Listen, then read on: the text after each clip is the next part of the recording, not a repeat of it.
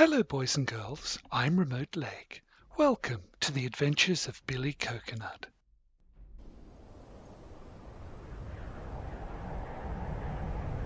Morning found Billy high in the mountains. Majestic peaks soared above deep valleys and the sun glistened on the snow like crushed diamonds. Everywhere the air was crisp and clear. There had been a blizzard during the night, and Billy had huddled in the lee of a large rock to wait it out. He had consumed some of his provisions to keep out the chill, and when dawn arrived, he was safe and sound. Well, almost. Getting out of bed was proving difficult.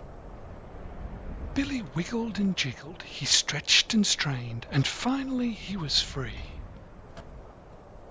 Billy said, "What a lovely day to be high in the mountains on a great adventure." He began to walk as a few snowflakes tickled his ears. The weather was changeable in the mountains, but the strong wind was refreshing, and small pellets of ice stung his face from time to time. Soon the storm began in earnest, but Billy pushed on until the snow and wind made it impossible to continue. At times, the wind could be very strong indeed.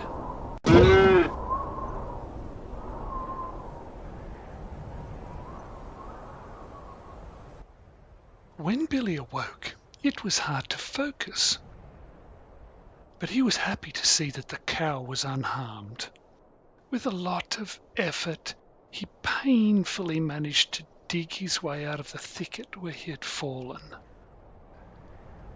And then he saw movement.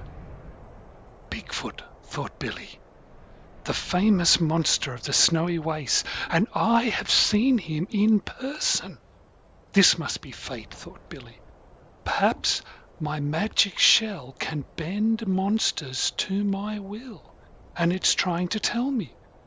I must use this opportunity to find out. So Billy began to stalk the monster known as Bigfoot. He followed, getting closer and closer, becoming bolder and bolder. Surely nothing could hurt him as long as he had the magic shell in his possession. And when he was ready, Billy leapt out, brandishing the magic shell at the mighty beast known as Bigfoot. "Aha, beast," said Billy, "you will do my bidding." Bigfoot looked at Billy quizzically, for he had never seen anybody do something so brave.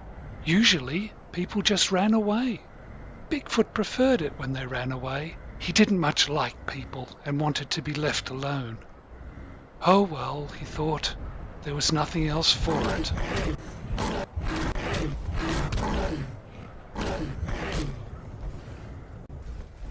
People are so silly, thought Bigfoot.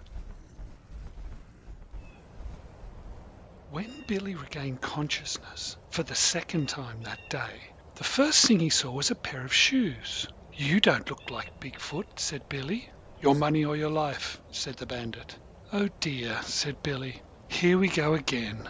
In a flash, Billy was up and running. The bandit had already stolen Billy's clothes, but that did not stop him. He jumped over rocks. He sprinted down trails. Billy ran and ran until he could run no more. By now the bandit was left far behind, and Billy congratulated himself on how fast he could run.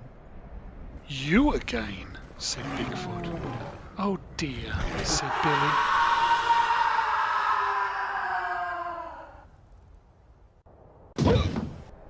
"Phew," said Billy, "that was lucky. Or perhaps not. I appear to have landed in a big bird's nest." Billy looked around and found that he was very high up indeed. Just as Billy was wondering how he was ever going to get out of this predicament, along came the owner of the nest. "I don't remember this egg," said Mrs. Bird. "It feels like a coconut. And what's that awful smell?" "Hello, Mrs. Bird," said Billy. "Can you tell me the way off this mountain? I appear to be stuck up here." "Down," said Mrs. Bird, and with that she flew away. "Oh dear," said Billy.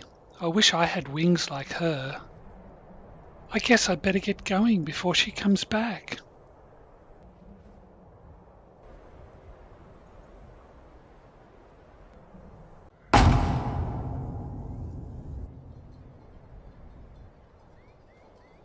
So Billy crafted a brand new fur coat to make up for the clothes stolen by the bandit. Finally warm again, he strode down the path, out of the mountains and into the valley.